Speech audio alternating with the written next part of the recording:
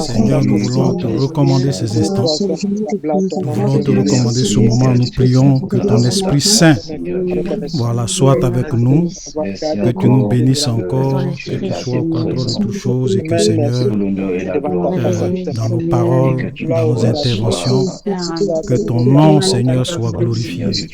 Viens prendre le contrôle de toutes choses, viens nous faire encore du bien, et que cela ne soit pas un temps passé encore en plus, mais que l'Esprit de Dieu soit au milieu de nous, et que ton peuple soit béni, ton peuple soit enrichi, que nous puissions nous exprimer librement, parler dans la vérité, pour que nous puissions grandir dans ta connaissance, grandir dans ta parole.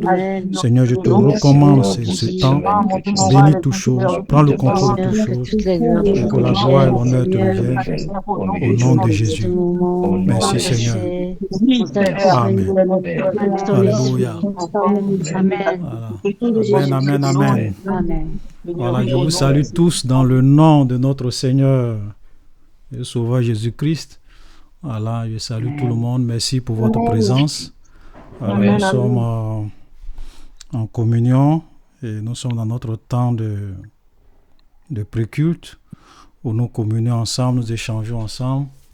Aujourd'hui, après le pré-culte, nous aurons notre culte bilan, une sorte d'assemblée générale où nous allons vous faire le point de toutes les activités de 2025. Donc, chaque département va passer pour faire un point, des activités. Et puis, on vous donnera aussi l'occasion de poser aussi des questions, des préoccupations par rapport à ce bilan.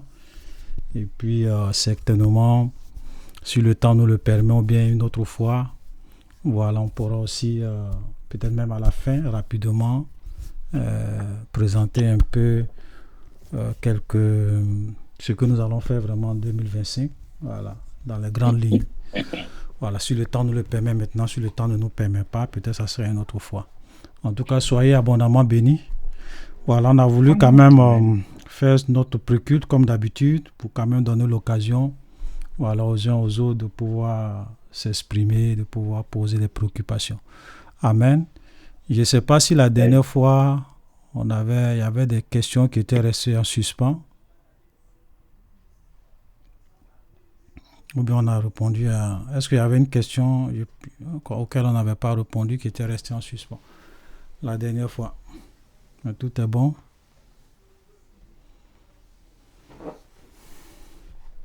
D'accord. Non, s'il n'y a pas de... Je suppose que tout est bon. Voilà, donc on va commencer pour aujourd'hui. Et je ne sais pas si vous avez des questions. Il y a un frère qui a posé une question dans le groupe WhatsApp, le deuxième groupe WhatsApp de l'église, où il a posé la question sur la richesse. Est-ce qu'un chrétien, doit être riche, ou bien un chrétien doit être pauvre? Je crois que le frère Djidji a répondu. D'autres aussi ont donné des réponses. Bon, ça semblait être un peu un débat. Je crois que la sœur Reine avait dit que souvent quand les gens posent, ça c'est l'occasion de revenir sur ça. Pour qu'on soit vraiment clair sur certaines choses. Ce que vous devrez savoir, c'est que les groupes WhatsApp, surtout le groupe WhatsApp Salle Vérité Biblique, on l'a créé pour que les gens puissent poser des questions. Donc on n'empêche pas les gens de poser des questions. Mais sauf que quand quelqu'un pose une question et puis après on essaie de répondre, l'autre donne une réponse, et que vraiment ça commence à être un débat, on note la question et puis on vient au pré-culte et on en discute pour que ça soit clair pour tout le monde, pour que ça puisse être bénéfique pour tout le monde. Sinon après, quand il y a trop de messages dans un groupe, on ne suit plus et puis ça devient vraiment gênant. Il y a des bien-aimés qui ont quitté des groupes comme ça. Même le groupe, quand on leur demande mais pourquoi vous êtes partis, ils nous disent que vraiment il y a trop de messages. Il y a trop de messages. Donc souvent on veut vraiment limiter au maximum les messages pour ne pas que le groupe WhatsApp soit un groupe où on est là, on fait des débats interminants, l'autre va répondre, et puis après c'est difficile vraiment de canaliser tout ça. Donc si vous posez votre question et qu'un frère répond, deux frères répondent, Bon, c'est déjà suffisant. On note la question. Au préculte, on a le temps de vraiment bien débattre de ça. Voilà. Donc, on va laisser notre sœur Stéphanie poser sa question et puis après, on va répondre à la question sur la richesse. Voilà. Amen, amen. Shalom à Amen. tout le monde. Shalom. J'espère qu'on va tous bien. Alors, homme de Dieu, ma question, c'est par rapport, je ne sais pas comment je vais la formuler exactement, mais très souvent dans les foyers, dans les couples, voilà, et même la parole de Dieu nous encourage à, à la douceur, à la Mhm. maîtrise, vraiment à ne pas parler vraiment de façon, donc, hausser le ton, surtout sur le mari, Mhm. même sur les enfants aussi, voilà, si je peux m'exprimer comme ça. Mais on a l'impression que parfois les hommes, ou bien même les enfants, quand on ne crie pas, quand on n'exprime pas vraiment sa colère d'une manière, le Mhm. message ne passe pas. Ouais. On a l'impression que souvent, il faut se mettre en colère pour montrer vraiment qu'on est énervé, pour mieux Mhm. faire passer le message. Bon, je ne sais pas si c'est moi ma compréhension, ou bien si c'est... En fait, on ne sait pas trop la bonne méthode, parce que la Bible nous dit, oui, il faut parler avec douceur, il faut vraiment parler vraiment, et là, on va comprendre, les choses vont changer. Mais même avec nos enfants, souvent, tu as l'impression qu'il faut taper du poing, quoi. Il faut vraiment t'énerver. Et tu vois que quand tu fais ça, ça marche. Bon, Mhm. je ne sais pas si c'est le diable qui fait que ça marche pour qu'on dise que oui, il faut toujours te mettre en colère. Ou bien, je ne sais pas si c'est parce que les hommes aussi, ils sont un peu, on m'a dit, je ne vais pas employer ce thème-là ici, mais je ne sais pas s'ils sont un peu, il faut être dur avec eux. Souvent même, il faut Ouais. priver, comme on dit, il faut serrer, il faut serrer la ceinture, faut... Et puis quand Ouais. c'est comme ça, ils sont contents et puis ça marche, mais on sait vraiment en tant que chrétien, vraiment homme de Dieu, c'est difficile parce que tu te dis parfois, faut que tu sois toujours fâché, quoi. Et puis ça marche. Ouais. Et Mais oui, quand ça tu es marche. contente, tu deviens la femme soumise, la femme vraiment, ah chérie, bonjour, tu veux manger quoi? Après, maintenant, ça devient un problème maintenant. Tu m'as pas donné à manger. Bon, je dis, ah, mais c'est la soumission que je voulais faire. Maintenant, c'est... Donc, vraiment, mon pasteur, il faut nous dire, c'est comme des nerfs là, ça passe bien ou bien. Ah, Donc, quand on vraiment, c'est s'énerve, mon souvent, on message. a. En fait, ce que tu es en train de dire, c'est que souvent, quand on s'énerve, on a le résultat On a le résultat plus qu'on veut. facilement et Pourtant, plus la Bible dit pourquoi rapidement on va que s'énerver. lorsqu'on veut parler en Quand on fait douceur. avec la soumission, quand on fait la douceur, là, c'est comme si ça passe pas. Que ce soit Ouais. avec les enfants, que ce soit avec les hommes. Bon, donc là, comment on va faire? Parce que nous, on veut pas se mettre en colère. On veut pas être fâché. Mais Ouais. on a l'impression que vraiment, fâché là, c'est ça qui marche. Ouais. Donc, comment on va faire? Bonne question. Quelqu'un peut répondre? Euh, vous les hommes, là, Euh, avec les bon, enfants. Est-ce que quelqu'un peut répondre, donner une réponse? c'est les hommes avec les enfants ou bien les hommes avec Elle dit leurs les hommes époux? et les enfants. Souvent, quand c'est, que ce soit les enfants, surtout avec les enfants, souvent, il faut Les- être du peu. C'est Mais surtout avec homme les de hommes Dieu, aussi. excusez-moi, c'est les hommes même. C'est parce que je n'ai pas dit Ah! directement les hommes, même, j'ai mis les enfants un Hmm. peu. Les Il Ok. faut hommes là. dire, Donc, homme de il Dieu, faut c'est les dire. hommes là. Ah, les hommes. Bon, moi, je vais répondre tout de suite. Je vais dire que Ouais. ça, il faut pas généraliser surtout. Mhm. Il faut pas généraliser. Avec moi, Didier, ça marche pas, ça. Mhm. Ça, c'est clair. Moi, Didier, cette solution-là, tu aggraves la situation. Mhm. Ah non. Je veux dire que c'est vraiment au cas par cas. On peut pas généraliser. Et effectivement, il y a il y a certains hommes, c'est ça qui marche avec eux. Mais par contre, d'autres, alors là, Ça tu marche emploies pas. cette méthode, tu as mis, c'est comme une bombe atomique que tu as fait exploser.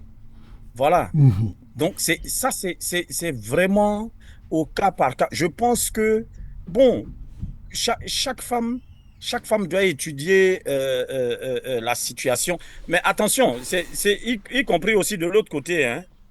faut voir aussi côté femme, hein. Voilà, c'est pas seulement Les hommes. les hommes. Mais je pense que c'est vraiment au cas par cas. Faut pas généraliser. Ça, Mhm. je ne pense pas.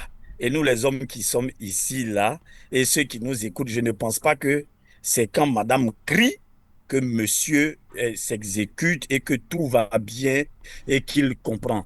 Non, ça, c'est la pire des solutions, ma soeur. Mhm. Peut-être qu'avec toi, ça marche, hein. Avec toi, ça marche, oui. Bon, c'est pour ça que je dis c'est au cas par cas. Mais en général, et je sais que les hommes qui sont ici ne vont pas me dire le contraire, en général, ça, c'est la pire des solutions. Voilà, Mhm. voilà ce que je voulais dire. Ok, d'accord. Voilà. Voilà la réponse de notre frère.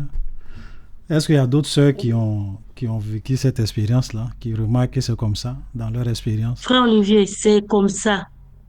Ah, Les hommes aiment les femmes qui sont durs. dures de caractère. Ils sont Toi, durs de Les caractère. hommes aiment les femmes. Si, les hommes aiment les femmes qui sont dures. C'est là où ils sont bien amoureux. Ils sont amoureux des femmes qui sont dures de caractère. Avec la Mhm. femme qui va te garder rancune pendant 3 jours.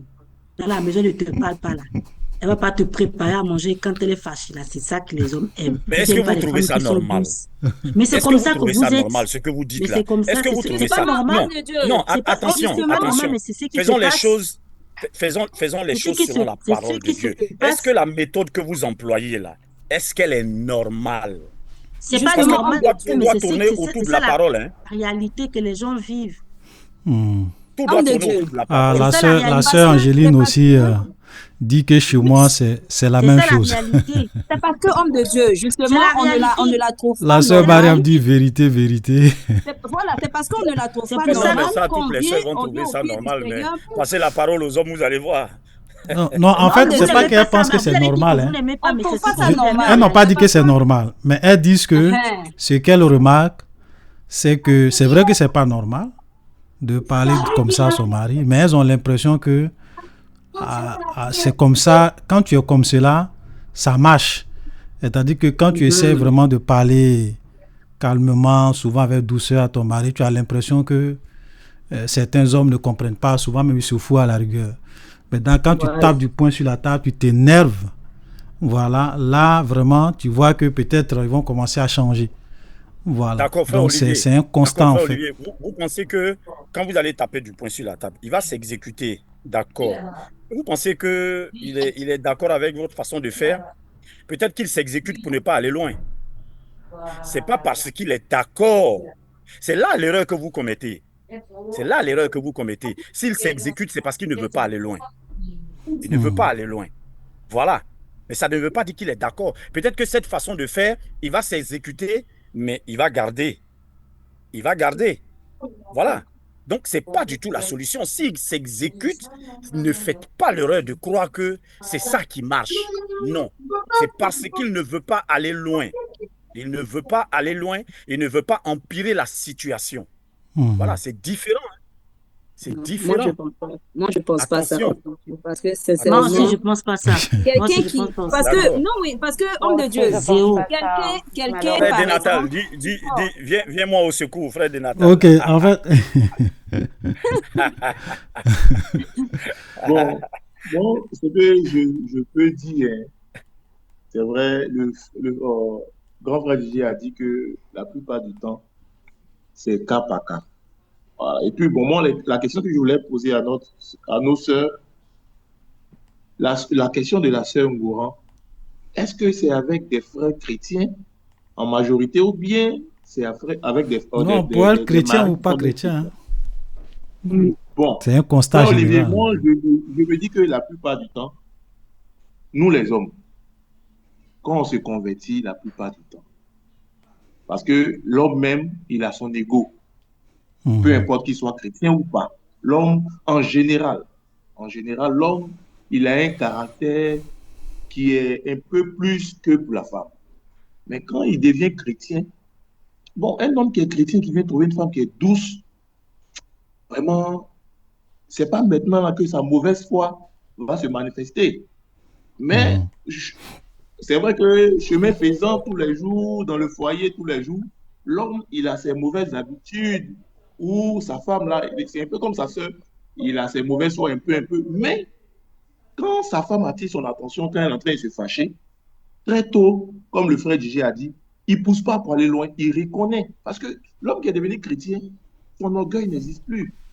Mhm. Il reconnaît là qu'il a tort. Moi, je sais que ce que la sœur a posé comme question, là, c'était moi quand j'étais avant et je n'étais pas chrétien. Mhm. Voilà. J'avais un mauvais caractère, j'avais mon ego, que j'ai raison ou pas. Si tu as tapé sur la table, même, c'est là. Maintenant, tu as tout gâté. Mais au contraire, Ouais. où je suis devenu chrétien, quand je suis en train de faire mal, que madame, dans sa soumission, et puis malgré sa soumission, ma mauvaise foi est toujours là. Quand juste elle tape sur la table, je ne peux même pas aller loin. Parce que là, je reconnais directement que voilà. Donc, vraiment, peut-être que c'est cas par cas, mais la Mhm. plupart du temps, avec les hommes chrétiens, je pense qu'il y a de l'amélioration. Amen. C'est ce que je peux dire. Ok, d'accord. Donc, et c'est pas la Mais, sœur, mais quelle est la euh, solution en fait? Quelle la est la sœur, comment on solution? appelle, la sœur Simone Gueye. Ta main était levée, tu voulais, c'est pas, ou bien c'était une autre question. Non, en fait, je voulais réagir un peu par rapport à ce Ok. que mes sœurs ont dit. Mais bon, ce que je voulais dire, le frère de Natal vient déjà de le dire, en fait, parce que je me dis que c'est cas par cas, en fait. Comme Papa Didier l'a Mhm. dit, il y a des Mhm. personnes avec qui ça marche. Il y a des personnes avec qui ça marche, mais il y a des personnes avec qui ça ne marche pas du tout. Le Mhm. contraire, quand tu es bien douce, vraiment, tu peux obtenir tout ce que tu veux de la personne. Mais quand tu Mhm. sors un autre caractère, ça ne marche pas. Donc, c'est ce que je voulais dire, comme le frère de Natal avait déjà dit, donc j'ai baissé la main. Amen. Ok. Mais quelle est D'accord. En la tout cas, solution? voilà. Mais la solution, bon. D'abord, Quelle est ce la que moi je solution voulais quand ça dire, hein, marche par pas? rapport à ça, mon point de vue là-dessus, c'est qu'effectivement, euh, souvent, quand quelqu'un se fâche, bon, ça dépend, comme les frères l'ont dit, c'est des personnes, mais souvent, une femme, c'est un peu comme avec les enfants, même quand vous prenez les enfants, je vais commencer par les enfants, vous leur parlez une fois, vous leur parlez deux fois. Ce sont des enfants. Souvent, quand papa se fâche ou bien quand maman se fâche, on les tape une fois, on les tape deux fois, tout de suite, ils vont s'exécuter. Voilà. Ou bien quand on lève la voix, quand on crie là-dessus, moi, mes enfants, quand je lève la voix, ils vont s'exécuter. Parce qu'ils savent que s'ils ne s'exécutent pas, quand papa va s'élever, ce sont des cocotas ou bien c'est sa main qui va partir. Voilà. Donc là, tout de suite, il y a des choses qu'on ne fait pas quand papa parle. OK? Donc souvent, il faut hausser le ton. Et souvent, les enfants, quand maman hausse le ton, ils savent que là, elle est fâchée. Si je m'amuse là, voilà. Donc, ça, c'est pour les enfants, c'est normal. Voilà, puisque la Bible dit que quand l'enfant est petit, la folie est attachée à l'enfant, donc on ne doit pas éloigner la chicotte de l'enfant. Voilà, parce que c'est une correction qu'on leur donne, c'est une éducation. Voilà, quand ils voient, souvent même il y a des pères même, ils n'ont même pas besoin de parler à leurs enfants, hein, quand ils regardent l'enfant comme ça, d'un regard, il n'a même pas besoin de parler. Voilà, l'enfant même va quitter là. Donc il va s'exécuter. Donc, chaque parent, mais très souvent les enfants sont comme ça. Voilà. Il faut par moment. Parce que oui, pas pour. Bon, c'est vrai, souvent on peut parler avec douceur, mais arrivé à un moment donné, souvent, il faut hausser le ton pour que vraiment ils puissent savoir que tu n'es pas content. Voilà. Donc ça, c'est normal. Maintenant, pour ce qui se passe entre le mari et la femme, je dirais que il y a des hommes, voilà, c'est pas tout le monde. Il y a des hommes comme les sœurs l'ont dit et puis d'autres frères l'ont dit, c'est qu'il y a des hommes, d'abord, quand tu leur cries là-dessus, pour eux, c'est un manque de respect. Et puis, ça les énerve. Ils vont même pas, tu risques de les faire ramener dans leur coquille. Ok?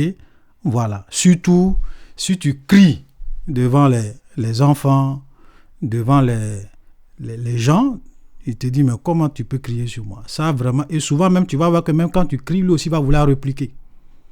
Voilà. Parce qu'il ne va pas vouloir réellement que sa femme l'humilie devant les enfants ou bien que sa femme l'humilie. Voilà, il ne va pas accepter.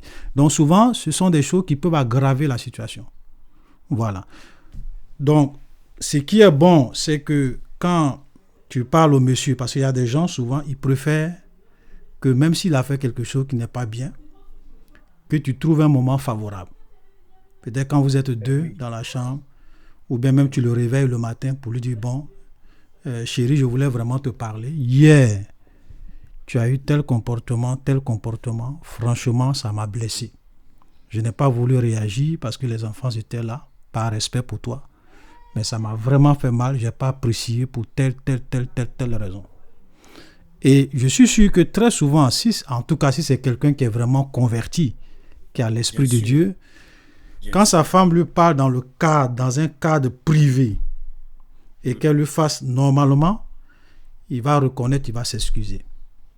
Bien sûr. Il va reconnaître, il va s'excuser. À moins que vraiment... Bon, je ne parle pas ici des païens, parce qu'il y a des gens qui ne connaissent pas Dieu, ils sont orgueilleux. Voilà. Mais souvent, un chrétien qui a l'Esprit de Dieu, vraiment, si tu le réveilles le matin, ou bien le soir avant de dormir, tu dis, chérie, avant de dormir, je voulais vraiment te parler.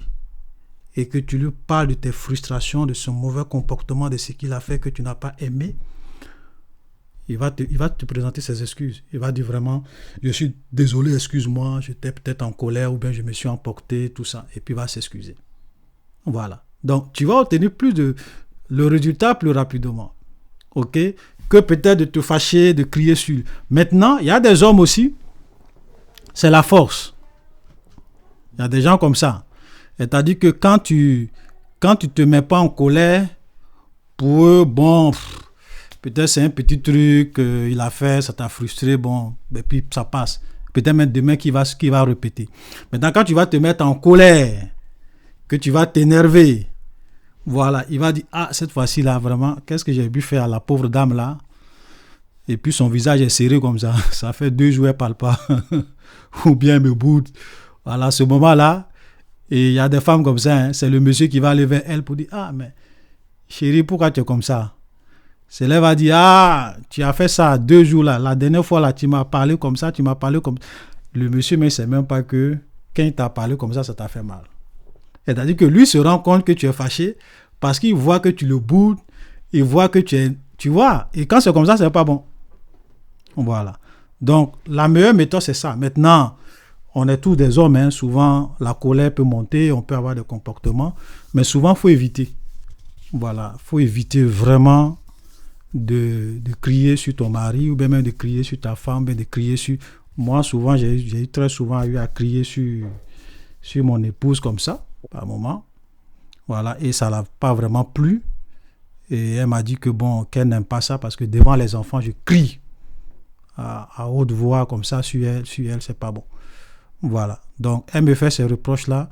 Je m'excuse. Voilà. Tu vois. Mais ça, c'est en privé. Voilà. Pas devant les enfants. Peut-être je hausse le ton. Elle aussi, elle va hausser le ton. Bon, quand c'est comme cela, ça arrive de devenir autre chose. Tu vois. Donc, c'est la meilleure méthode. Il y a des gens qu'il faut vraiment parler. Maintenant, il y a aussi la manière de faire. Parce que si tu parles à quelqu'un et que tu ne lui montres pas que tu n'es pas content, ou bien tu viens faire des reproches à ton mari et puis tu souris. Ah chérie, vraiment, tu sais, la dernière fois tu as fait ça, j'ai pas vraiment aimé. Bon, tu es en train de lui faire des reproches, tu souris. Donc pour lui, tu n'es pas sérieuse. Voilà. Donc quand tu parles à quelqu'un que c'est quelque chose qui t'a pas plu, faut pas rire. Faut bien serrer ton visage. Et puis tu lui parles. Oui, pour qu'il comprenne que vraiment, ça t'a pas aimé. Voilà. Souvent, il y a des, je sais pas comment il faut dire ça, il faut donner le tempo. Voilà. Quand quelqu'un fait quelque chose qui est mal, c'est un peu comme les enfants. Quand un enfant a fait quelque chose qui n'est pas bien, tu vas pas venir lui parler avec le sourire. Quand il voit le visage de papa, il sait que papa n'est pas content. Quand il voit le visage de maman, il sait que maman n'est pas contente. Et elle lui parle, et là, il prête oreille. Donc, de cette même manière, même quand ton mari te fait quelque chose que tu lui parles en privé, sois dans tout ton sérieux pour qu'il comprenne que, ah, vraiment, ça t'a fait mal. Voilà, tu ne vas pas venir lui faire des reproches en soi. Demain, il va reprendre.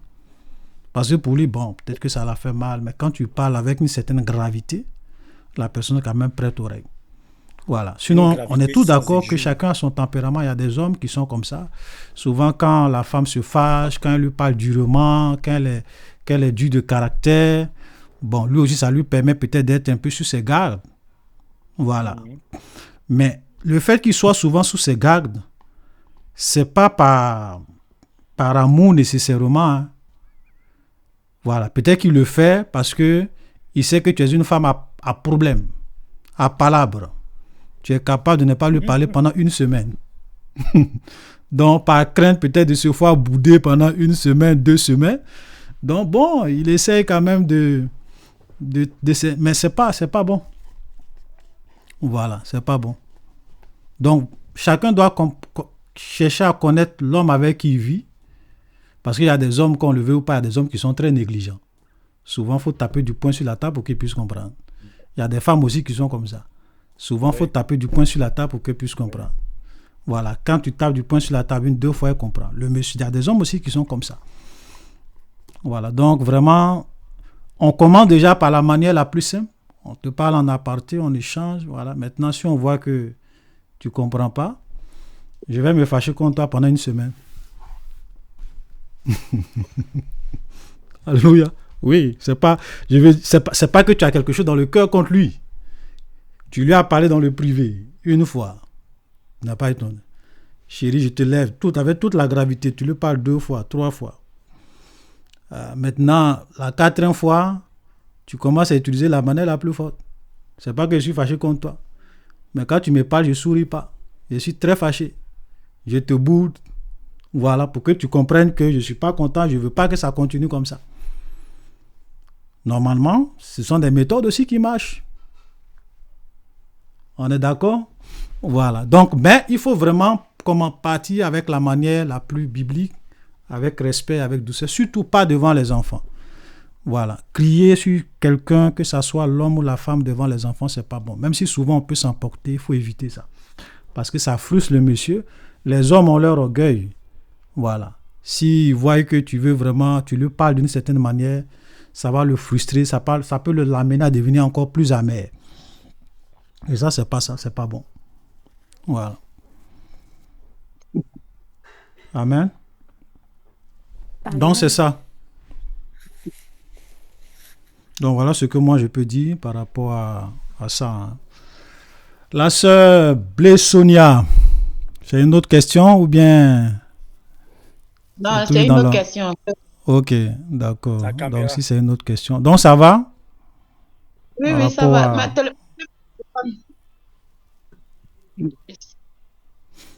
Elle a un souci depuis avec sa caméra. Ah, elle a un souci avec sa caméra. Ah, avec son téléphone. Okay. Donc, c'est un peu ça. Nous, on est chrétiens. C'est vrai que tout ce que nous faisons, on doit le faire. Voilà. La Bible dit, femmes, soyez soumises à vos maris.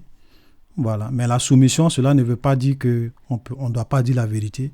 On ne doit pas faire des reproches parce que les gens aussi, souvent, ils confondent soumission et puis accepter tout ce qu'on te dit. Une femme dans le foyer n'est pas amenée à accepter tout ce que son mari lui dit de faire. Voilà. En fait, homme de Dieu, excusez-moi de vous couper comme ça encore. J'ai compris, voilà, j'ai bien compris les interventions. Le tout, c'est que parfois, nous, les femmes, déjà, tout le monde sait que les femmes aiment beaucoup discuter, aiment se justifier et tout et tout. On sait tout ça, les femmes aiment beaucoup parler, contrairement aux hommes. Et donc, souvent, quand il y a peut-être tu fais une remarque à ton mari, je n'ai pas aimé telle ou telle chose. Ce que tu attends, c'est que l'homme, il reconnaisse aussi. Parce que j'ai l'impression souvent que même dans la chrétienté, on donne, je sais pas comment on dit, mais on met plus de fardeau sur les femmes par rapport aux hommes. Ouais. Donc, la femme, elle doit être soumise, elle doit pas parler, même parfois pour exprimer donc un mécontentement, c'est difficile. Parce que, je ne sais pas si c'est en Afrique, mais on dit toujours que, donc toi, tu dois dire oui, tu dois dire pardon, tu dois dire excuse, mais quand toi, tu as besoin aussi qu'on te dise pardon, qu'on te dise excuse, ça, on ne le fait pas. C'est pas que la femme, ou bien quand tu es à la maison, bien moi-même, je prends mon exemple, c'est pas que quand je suis à la maison, voilà, qu'on parle, en même temps tu tapes, non, je ne parle pas comme ça, moi je suis, non, c'est pas ça. Tu essaies en tout cas de tout ton possible, d'être douce, d'être tranquille, de sourire à chaque fois. Mais quand, par exemple, l'homme te fait quelque chose que tu n'as pas aimé, tu n'attends pas de voir devant toi une copine qui va discuter avec toi. Parce que nous aussi, les femmes, on met nos maris à un certain niveau. On se dit qu'il est grand, c'est mon grand frère, il est plus grand que moi. Alors, quand je lui dis, par exemple, que grand frère, tu m'as fait du mal, c'est vrai, pardon, ma petite sœur. Et puis, on avance. Mais c'est pas que je te vois à un niveau comme ça. Moi, je te dis, tu m'as fait quelque chose. Et puis, toi, tu discutes. Mais il a fait quoi? C'est qui il a fait là? Bon, souvent, tu n'es pas ma copine. Toi, tu es mon grand. Moi, je te vois comme mon grand, quoi. Donc, je veux juste que tu me dises, petite sœur, pardon. Je t'ai fait mal. Excuse-moi, je vais plus faire ça. Mais tu vois le grand qui discute. Moi, il a fait comme ça. Et toi, tu as fait comme ça. Et moi aussi, quand il a fait comme ça, là, c'est là que toi, tu as eu mal. Non, on n'est pas copains. Vous me dites juste pardon. Et puis, on va avancer. Maintenant, la personne ne te dit pas pardon.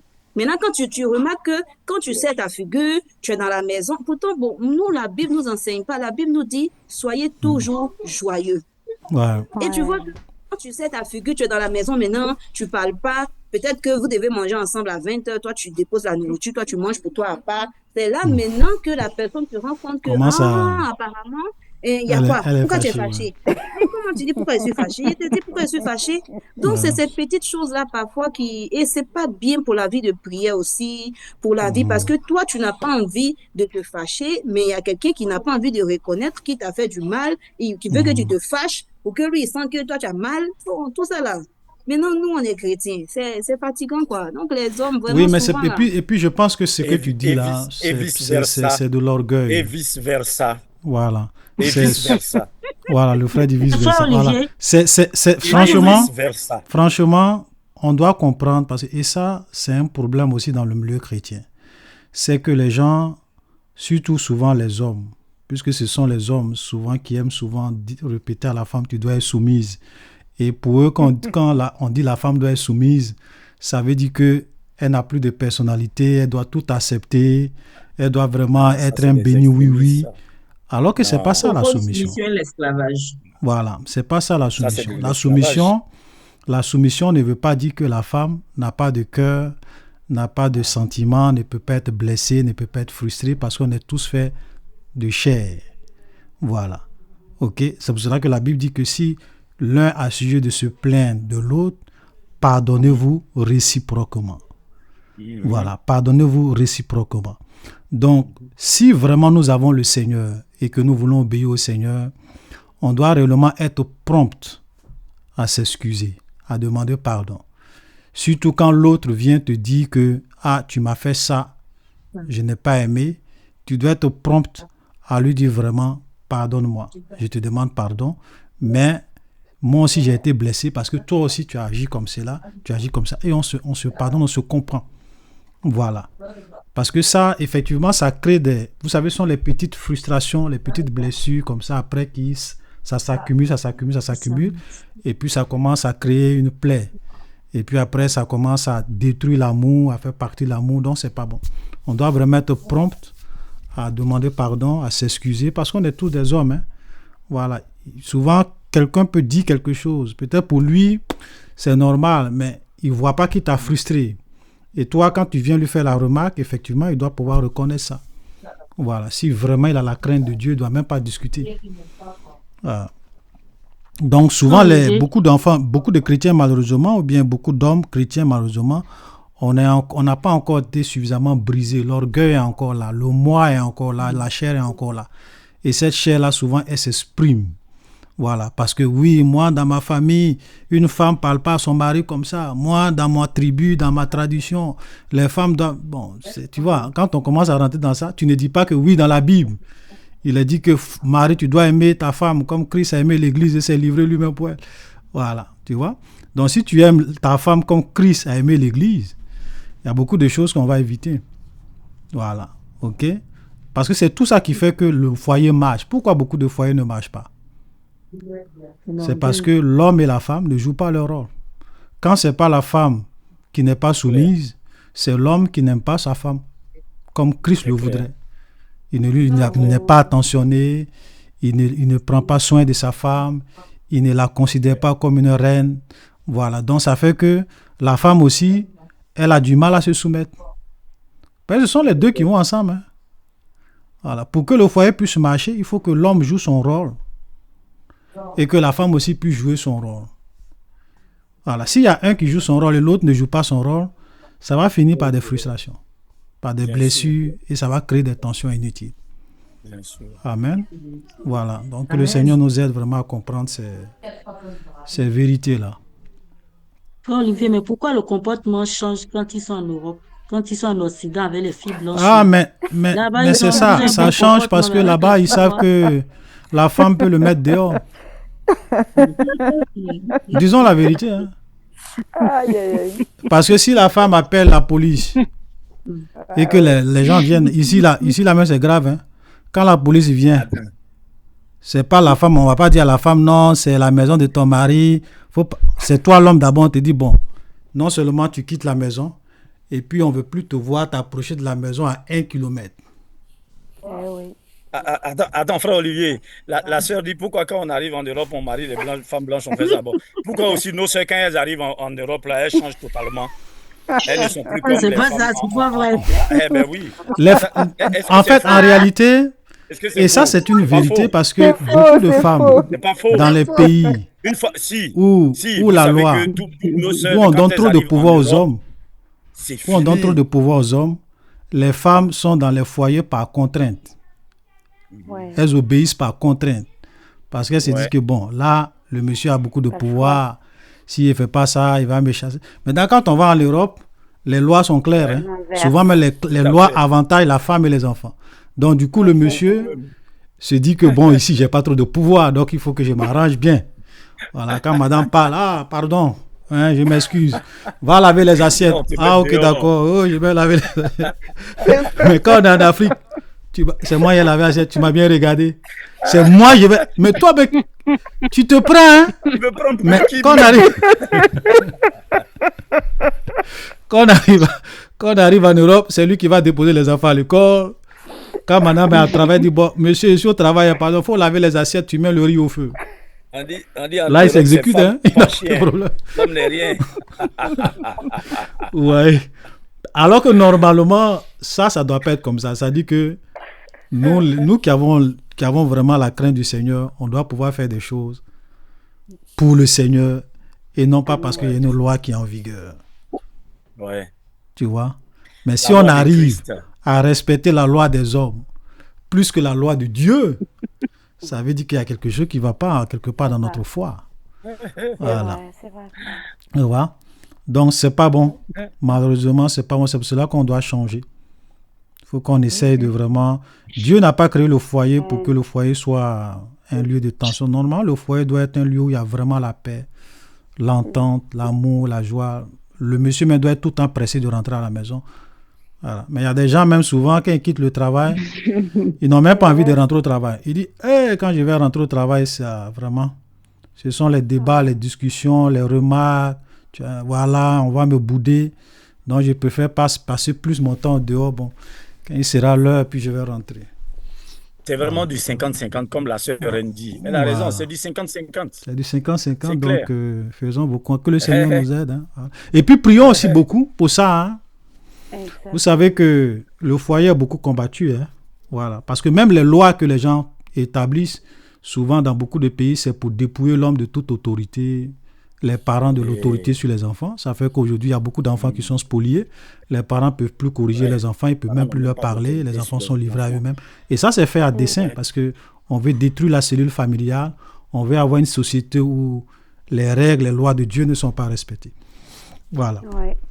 Donc, on doit vraiment, nous, en tant qu'enfants, on doit vraiment beaucoup prier pour tout ça, pour que le Seigneur nous aide à bâtir des foyers pour sa gloire. Amen.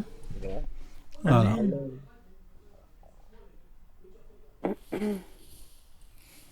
La sœur Blaise Sonia, ta question. Oui, soyez richement bénis.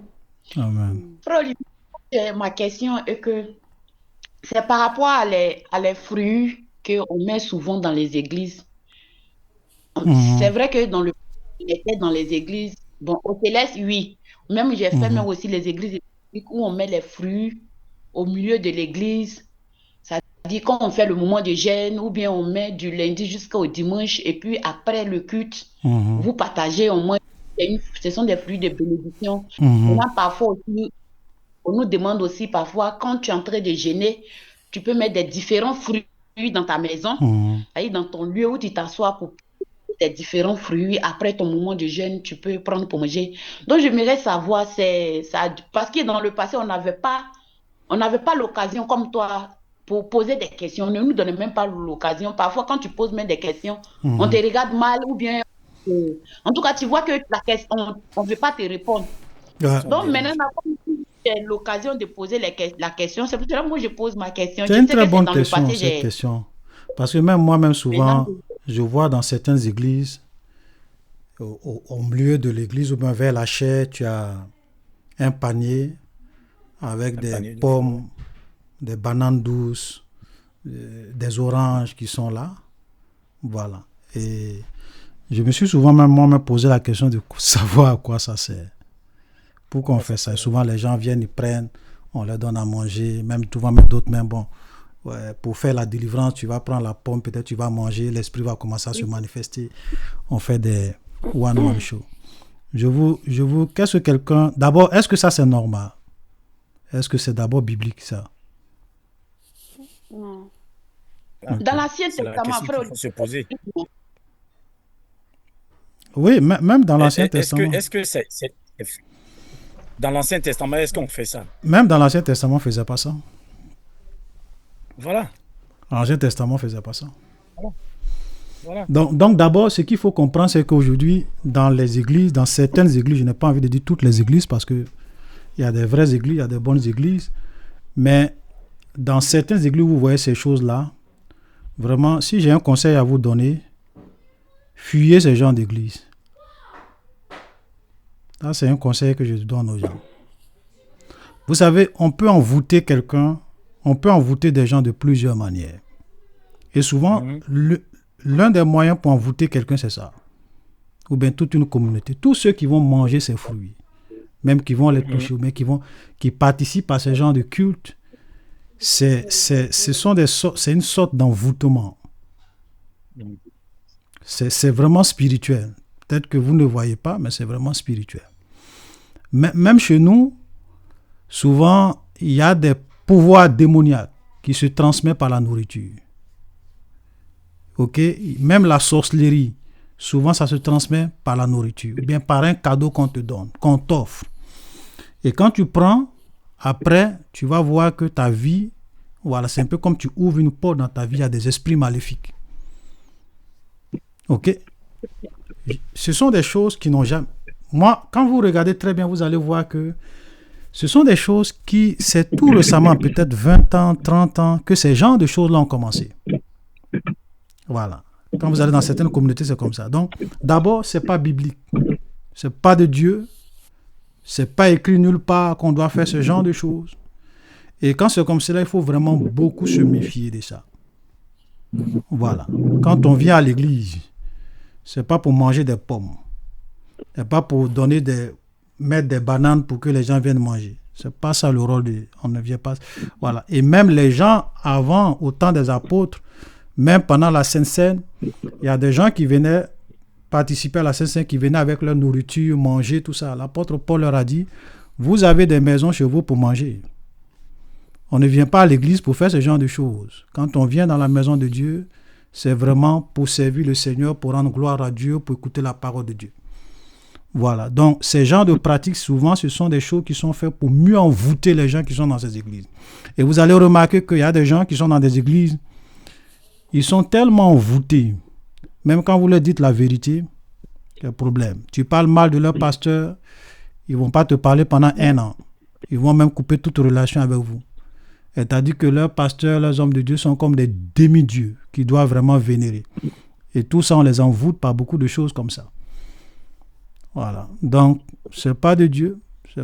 Jésus n'a jamais fait ça. Les apôtres n'ont jamais pratiqué ce genre de choses. Même l'église primitive, vous n'allez jamais voir ce genre de choses. Voilà. Ce sont des pratiques qui sont vraiment récentes. Ok? Voilà. On vit, on met des trucs. C'est quoi l'utilité de tout ça? Donc, il faut vraiment rejeter ce genre de choses. Amen. Rejeter ça, c'est pas de Dieu. Est-ce que ça va? Oui, oui. Ok. Le frère Frédéric. On Oui, va bonjour peut-être à répondre tous. à la question du frère hein, sur la richesse là.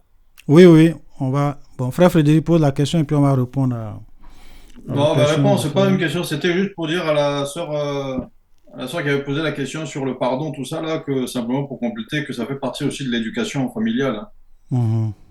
de pouvoir enseigner à nos enfants à savoir dire pardon, à aimer, tout ça, tout simplement. Ok, d'accord. C'est bon. Voilà, donc on va répondre à la question. Je vous réponds, parce que ça c'est une question à laquelle je pense qu'on a déjà beaucoup répondu sur la question de la richesse. Souvent, les gens confondent beaucoup de choses sur cette question. Et ça, c'est dû au fait que dans nos églises, ou bien dans certaines églises, l'évangile de prospérité que les gens continuent toujours de prêcher et qui était en vogue il y a quelques années en arrière, où les gens viennent vous dire Dieu veut que tu sois riche. Un chrétien doit. Il y a des pasteurs même que vous écoutez, quand vous les écoutez, vous êtes scandalisés. Si tu n'es pas riche, si tu es pauvre, tu n'es pas dans la volonté de Dieu. Voilà. Ok. Donc un chrétien doit pas être pauvre, un chrétien doit être riche, un chrétien doit être prospère. Ça fait que les gens n'ont pas aujourd'hui une vision équilibrée de la richesse. Est-ce qu'un chrétien doit être riche ou bien un chrétien doit être pauvre? D'abord, ce n'est même pas une question de droit. On n'a pas le temps, donc je vais aller un peu vite. Ce n'est pas une question de droit. J'ai toujours dit que dire qu'un chrétien doit être riche, c'est une hérésie. C'est une doctrine de démon.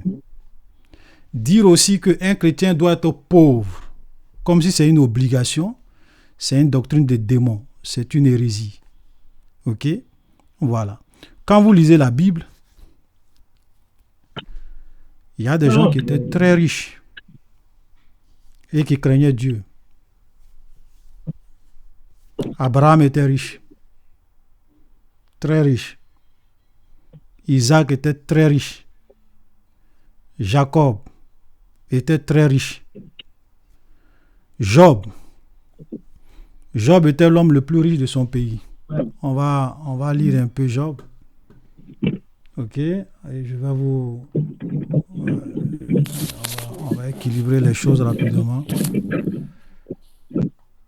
Frère Olivier, tu peux fermer les micros, s'il te plaît, de ton côté? Ouais. On va lire Job. Job, un instant, hein, je vais bien agrandir pour qu'on puisse bien boire. Ok. Puisse bien voir. J'espère qu'on va... People see this. Ouais. La sœur Simone, que tu peux... Job chapitre 1.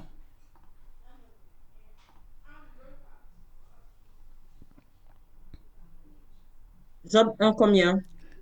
Job à partir du verset 1. D'accord. Job chapitre 1, 1. Mhm. Il y avait dans le pays d'Ur un homme qui s'appelait Job. Et Mhm. cet homme était intègre et droit. Il craignait Dieu et se détournait du mal. Mhm. Il lui naquit 7 fils et 3 filles. Mhm. Il possédait 7 000 brebis, 3 000 chameaux, 500 paires de bœufs, 500 ânesses et un très grand nombre de serviteurs. Et Mhm. cet homme était le plus considérable de tous les fils de l'Orient. Voilà, cet homme était, on te cite ses richesses et on dit qu'il était il était le plus considérable. Ça veut dire que c'était pratiquement l'homme le plus riche, ou bien l'un des hommes les plus riches de sa patrie, de sa nation. Job était très riche, et c'est pas le diable qui l'a rendu riche. C'est vrai qu'il y a des gens qui sont riches parce que le diable les rend riches. Ok? De la même manière que Dieu peut rendre des gens riches, prospères, Dieu peut bénir des gens, le diable aussi peut bénir des gens. Ok? Voilà. Il y a des gens aussi qui peuvent être riches par leur propre travail, par leur propre intelligence, parce qu'ils ont une idée, ils ont créé des entreprises, ça marche.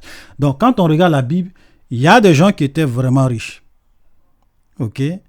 Et l'homme le plus riche de tous les temps, Salomon. Ok? Quand nous lisons Salomon, dans Chronique, la Bible dit que avant et après Salomon, il n'y a pas quelqu'un qui a été riche comme lui. Alors que Salomon n'a pas demandé la richesse. Salomon a dit, Seigneur, donne-moi la sagesse. Et Dieu lui a dit, en plus de la sagesse, je te donne la richesse. Et personne ne sera riche comme toi, ni avant ni après. Vous voyez? Donc, l'homme le plus riche, je vous dirais, de tous les temps, que Dieu a rendu vraiment riche, c'est Salomon. Amen. Donc, quelqu'un peut être riche et être un vrai chrétien. Quelqu'un qui craint Dieu. Un véritable enfant de Dieu. Comme Job, comme Abraham, comme Isaac, comme Jacob. Ok?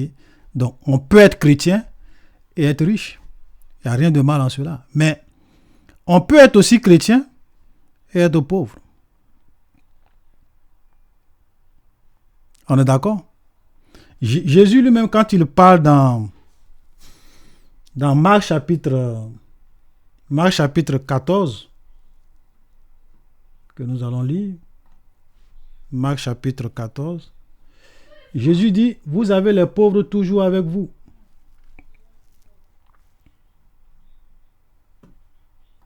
Alors ça qui est là, je vais afficher. Marc 14, verset 7.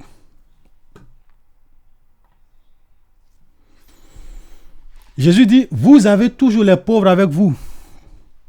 Et vous pouvez leur faire du bien quand vous voulez, mais vous ne m'avez pas toujours. Donc Jésus est en train de dire à ses disciples que dans l'église, il y aura toujours des pauvres. Parce que vous allez toujours avoir des pauvres. Donc Jésus n'a jamais dit que tous ceux qui sont dans l'église sont des gens qui sont prospères, qui doivent avoir l'argent, qui doivent être riches. Non, dans n'importe quel milieu où vous partez, il y a des riches, il y a des pauvres. On est d'accord? Vous allez aux États-Unis, même le pays le plus riche, il y a des pauvres, il y a des riches. Vous allez en Chine, il y a des riches, il y a des pauvres. Vous allez partout, dans n'importe quel milieu, dans n'importe quelle église vous partez. Vous pouvez avoir des frères qui sont riches et il y a des frères qui sont pauvres. Amen. Donc, il faut vraiment qu'on comprenne ça. Dieu n'a dit nulle part que tous ceux qui deviennent chrétiens seront riches. Et souvent, même moi, ce qui m'étonne et qui me fait souvent rire, c'est lorsque vous écoutez ces pasteurs qui parlent de la richesse, de la prospérité.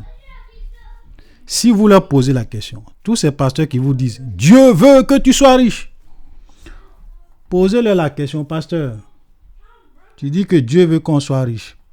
Est-ce que toi-même tu es riche?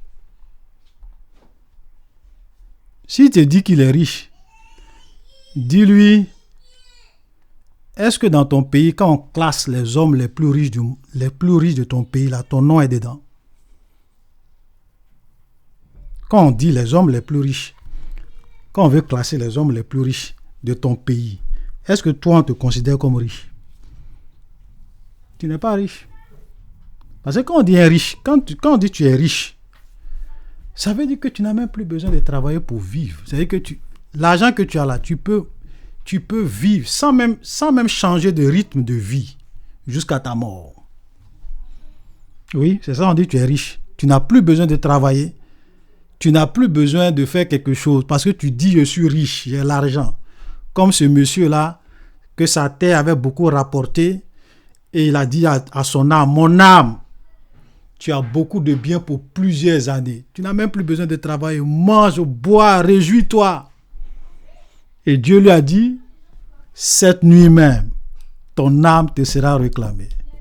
Ça, c'est un riche. C'est quelqu'un qui est vraiment devenu riche. Il dit, j'ai plus besoin de travailler, mon âme. Tu peux vivre. C'est ça, on dit riche. Amen. Donc, la plupart d'entre nous, quand on veut parler de véritables richesses matérielles, si on n'est pas en train de parler de la santé, l'argent, on va faire simple, l'argent, les biens matériels, les entreprises, la plupart d'entre nous là, on est pauvres. Même ceux qu'on appelle la classe moyenne en Europe, c'est-à-dire que des gens qui travaillent, qui arrivent à payer une voiture à crédit, une maison à crédit, tout ça. La classe moyenne, c'est une classe qui est pauvre. C'est parce que même parmi les pauvres, Il y a plusieurs niveaux de pauvreté. Il y a des gens qui peuvent être dans une pauvreté extrême, même profonde, que la Bible dit quand nous lisons 2 Corinthiens. Alors on va lire rapidement, c'est vrai que le temps s'en va, mais c'est important. 2 Corinthiens chapitre 8. Regardez, ça ce sont les chrétiens de l'église de Macédoine, et ça ce sont des chrétiens. De qui Paul parle ici? Qui prouve qu'un chrétien peut être pauvre, frère. Il dit, nous vous faisons connaître, frères, 2 Corinthiens chapitre 8, nous vous faisons connaître, frères, la grâce de Dieu qui s'est manifestée dans les églises de la Macédoine. Donc, les églises, c'est même pas une église, plusieurs églises de la Macédoine.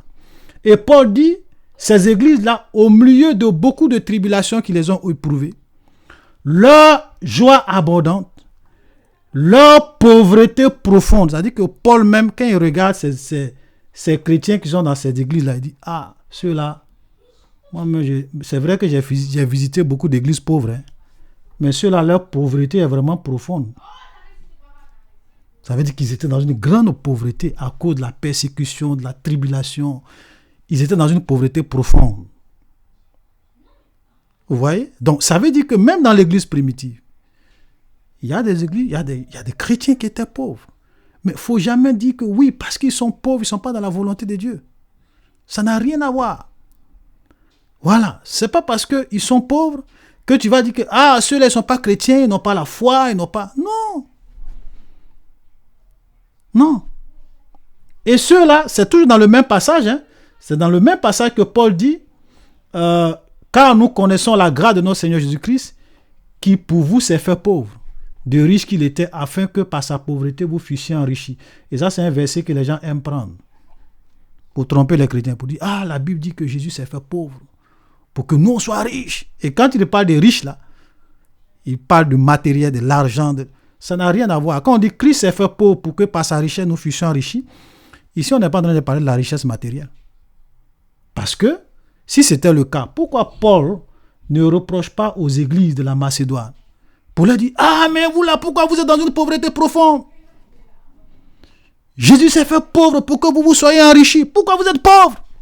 Et très très pauvres.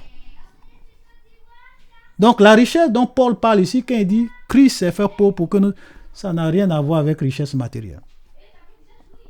Rien à voir. Donc, comme le temps est parti, frère, je voulais simplement que nous puissions comprendre que dans l'église, un chrétien peut être riche, un chrétien peut être pauvre.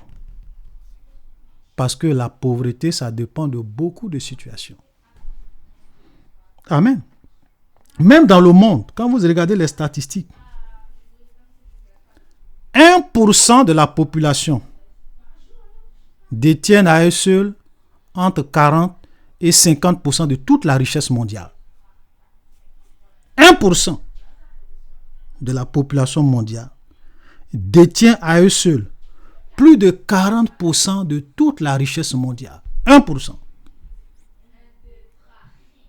Et quand on prend les 10% les plus riches, ils détiennent à eux seuls plus de la moitié de la richesse du monde. Ça veut dire que le monde dans lequel on est, il y a plus de riches que de pauvres. Il y a plus de pauvres que de riches, pardon. Oui. Alors, nous-mêmes là, si tout à l'heure tu perds ton travail, bon, peut-être que ce que tu as économisé un peu, tu as mangé ça pendant 6 mois, pendant 1 an. Après, on va venir dire, monsieur, tu n'as pas payé ton loyer, sort. Monsieur, la voiture que tu as pris à crédit là, tu n'arrives plus à payer, on vient t'arracher. Ça veut dire que tu es pauvre. Amen. Donc, soyons vraiment clairs là-dessus, sur ça. Un chrétien peut être riche. Oui, Dieu peut te bénir, tu peux être riche, il n'y a pas de problème en cela. Tu peux avoir beaucoup d'argent, être milliardaire. Il n'y a rien de mal en cela. Tu peux être riche de façon honnête. Il y a des gens qui sont riches parce qu'ils sont intelligents, ils ont peut-être créé une entreprise, ils ont fait des grandes études, ils ont pu monter des boîtes dans des environnements, dans des conditions propices, et leur entreprise a commencé vraiment à leur apporter beaucoup de bénéfices. Ils sont devenus des milliardaires. Gloire à Dieu. Mais il y a des gens aussi qui sont dans des situations, dans des pays où la situation économique est compliquée, où les opportunités pour pouvoir s'en sortir est compliquées. Donc, et puis, ce n'est pas des paresseux, ce sont des gens qui travaillent, qui bossent. Tous les jours, se lèvent le matin, ils vont au travail. Mais la situation fait que, bon, ils ont le minimum, mais ce n'est pas des gens qui sont hyper riches. Mais ils sont des enfants de Dieu, ils craignent Dieu. Alléluia. Voilà. Donc, c'est cette position-là nous devrons avoir de façon claire. Voilà. Et Jésus même nous a mis en garde sur la richesse. Ce n'est pas que Jésus soit contre la richesse, mais c'est parce que Jésus a dit que il est difficile à ceux qui se confient dans leur richesse d'entrer dans le royaume de Dieu. Ouais. Parce que quand tu es riche, l'orgueil, tu commences à avoir plus foi en tes richesses. Même quand tu veux faire quelque chose, tu n'as même plus besoin de prier Dieu. Hein. Seigneur, conduis-moi. Tu dis, oh, j'ai l'argent. Tu te lèves, tu t'en vas sans conçu. C'est ça, parce que tu places plus ta foi dans tes richesses qu'en Dieu. L'orgueil, on ne peut pas te parler, tu es arrogant. Ouais. Il y a des riches dans certaines églises, on ne peut pas leur parler. Hein. Quand le pasteur leur parle, il dit, mais toi, petit pasteur, c'est toi qui me parles comme ça. Bon, d'abord même, je ne donne plus mes offrandes. Hein. On va voir comment vous allez vous en sortir. Hein. C'est à moi que tu parles comme ça, pasteur? Oui. Mais l'église qui est là, c'est moi, j'ai construit, pasteur. Ta voiture, c'est moi, je t'ai donné. Voilà. Vous voyez? C'est pour cela que quand ceux qui sont riches, hein, doivent faire beaucoup attention. Alléluia. Donc, il n'y a rien de mal. Dire qu'un chrétien doit être riche, c'est faux. Dire aussi qu'un chrétien doit être pauvre, c'est faux. Un chrétien peut être riche. Un chrétien peut aussi être pauvre. La richesse, ça dépend de beaucoup de choses. La pauvreté, ça dépend de beaucoup de choses. Alléluia. Que le Seigneur nous aide à comprendre ces vérités. On a besoin d'être équilibré sur ça. Voilà. Parce que souvent, quand tu dis ces vérités, moi, je me souviens, quand j'ai commencé à prêcher contre ces gens, j'ai vu des gens, parce que j'avais fait une vidéo contre l'évangile de prospérité.